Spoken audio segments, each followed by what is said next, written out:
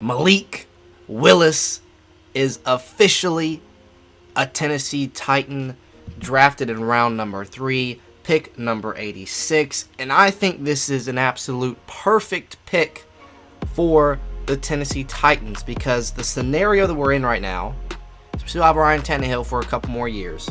And we can't just, go away from Ryan Tannehill because we're going to have to eat up that money. So I think this is absolutely perfect. We didn't have to reach for him. He fell all the way to the 3rd round. We did have to trade up because, a lot of stuff happens in the draft. You get calls from other GMs saying this team might trade up, da-da-da-da-da. So we did have to trade up only 4 picks for him. We didn't really lose much. I mean, we lost, I think, a 5th round pick, but we got back like a late 6th. So, I mean, really, who knows? What's the difference between a 5th and 6th round pick? Really, those are all hit or miss players. But at the end of the day, we got Malik Willis. And Titans fans out there, after last night, what happened with the A.J. Brown trade, I think you got to wake up this morning and you got to feel much better after day 2 of the draft. Getting another cornerback in Roger McCreary, which I thought was very interesting. Considering we already have a pretty solid young cornerback core, and Caleb Farley, Elijah Molden, and Christian Fulton. I thought you could just bring in another vet corner to try and fill, what you need there. But I think we could still, pick up another a veteran cornerback for that purpose, because I don't want to have, 20-year-old, 21-year-old, 21-year-old out there. 4 or 5 years, who knows? We might have the best cornerback core in the league, but as of right now, I think you still got to get, like we did last year with Jack Rabbit, you got to get someone in there to kind of teach these kids, teach these guys the ways of the NFL, because cornerback is a very hard position to play, especially when you're having to go up against unbelievable talent at the wide receiver position now.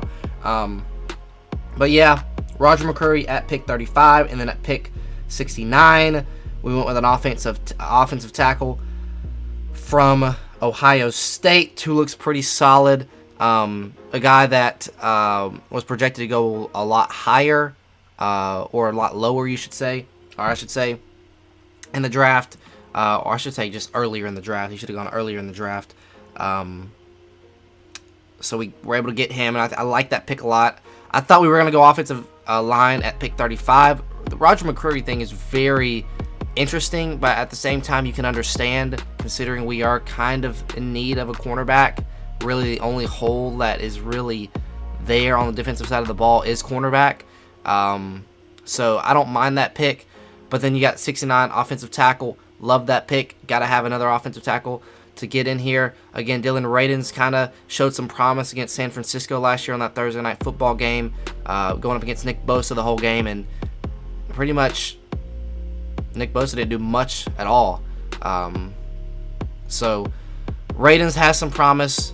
Just got to get another tackle to just kind of, comfort yourself there. And today, it's going to be very interesting to see what we do. We still have, 7 picks left?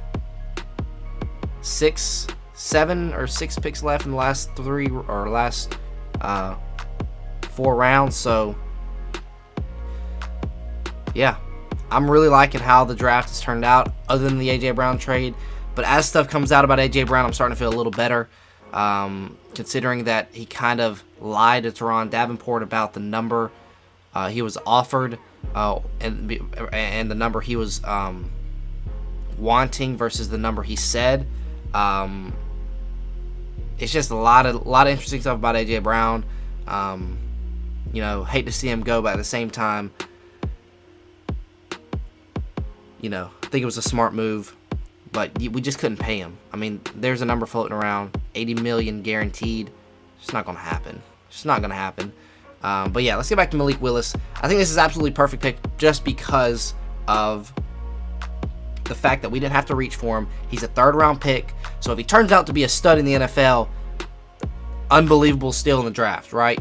If he turns out to be just an average quarterback, a backup quarterback, a guy that's out the league in 5 years, you're still fine. This is worth a shot to to draft Malik Willis in the 3rd round, whether it be, like I said, a superstar or whether him be out the league in 3-4 years.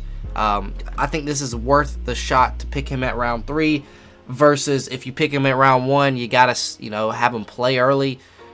I was thinking, this guy's going to go in the 1st round. Like a lot of people, top 20. And he just kept falling. And, man, I think we got a steal in Malik Willis. Very excited to see what he can bring to the football team. Obviously, Tannehill is going to be our quarterback for the next couple years, 2-3 years. Depending on how he plays next year, we could trade him away. If he plays well, that's another thing. Having us draft a quarterback is going to put some pressure on Tannehill to play better. And, I think that's another good thing. Putting pressure on Ryan Tannehill to play better, because we just drafted a guy in the 3rd round that could potentially take your spot on the football team. So it's another good thing there. Forces Ryan Tannehill to have some pressure on him to play better. And, if he plays well, then,